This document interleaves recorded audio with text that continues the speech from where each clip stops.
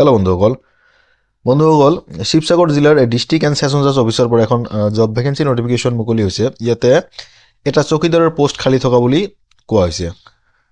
তো এই পোষ্টটোৰ কাৰণে কোনে এপ্লাই কৰিব পাৰিব, ইয়াতে এলিজিবিলিটি ক্ৰাইটেৰিয়া কি বিচাৰিছে, ইয়াতে লাষ্ট ডেট কি আছে ইত্যাদি সকলোবোৰ কথা আমি এই ভিডিঅ'টোত আলোচনা কৰিম। আপোনালোকে ভিডিঅ'টো স্কিপ নকৰাকৈ কাইণ্ডলি শেষলৈকে চাই থাকিব।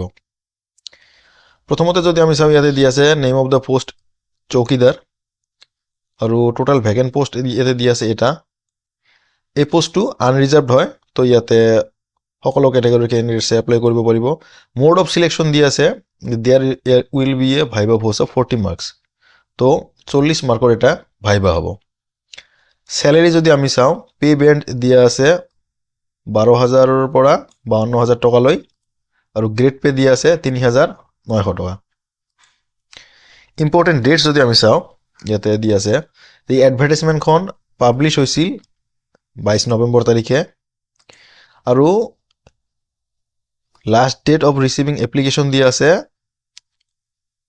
Within 10 days from the date of publication of this advertisement.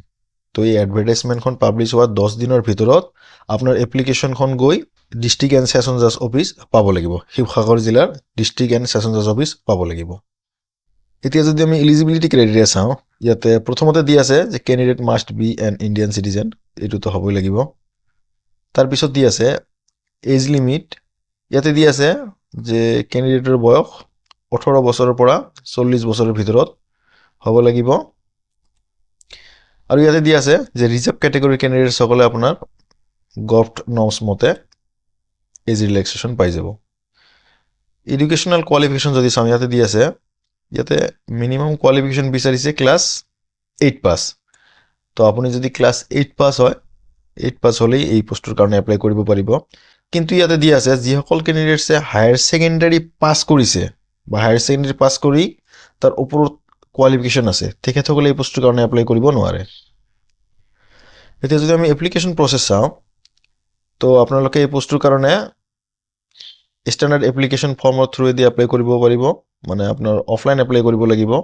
আৰু আপোনাৰ ষ্টেণ্ডাৰ্ড এপ্লিকেশ্যন ফৰ্মৰ লগতে আপোনাৰ ৰিলেভেণ্ট যিবোৰ আপোনাৰ টেষ্টিমনিয়েলছ আছে, আপোনাৰ educational qualification certificate, age proof, experience, caste certificate ইত্যাদি আপোনাৰ ছেল্ফ এটেষ্টেড কৰি এই এপ্লিকেশ্যন ফৰ্মৰ লগত গাঁঠি দিব লাগিব।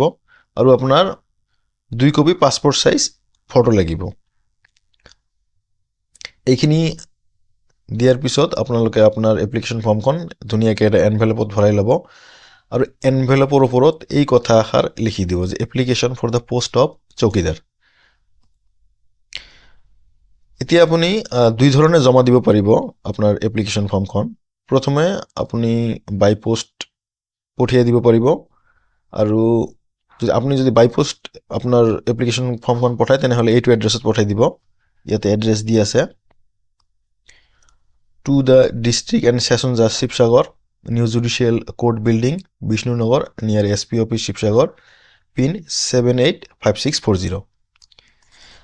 আৰু যে আপুনি বিচাৰে আপুনি ডাইৰেক্ট আপোনাৰ শিৱসাগৰ ডিষ্ট্ৰিক্ট এণ্ড ছেছন জাজ অফিচ গৈ তাতে এটা ড্ৰপ বক্স ৰখা থাকিব। আপুনি এই ড্ৰপ বক্সটোত ডাইৰেক্ট গৈ আপোনাৰ এপ্লিকেশ্যনখন ড্ৰপ কৰি আহিব পাৰিব।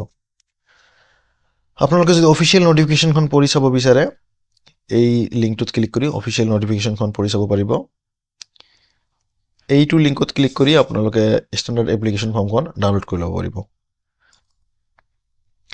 বন্ধুসকল, এই পোষ্টটোৰ লিংক মই ভিডিঅ' ডিছক্ৰিপশ্যনত দি দিম, আপোনালোকে তাতে ক্লিক কৰি এই সম্পূৰ্ণ পোষ্টটো ভালকৈ পঢ়ি চাব পাৰিব।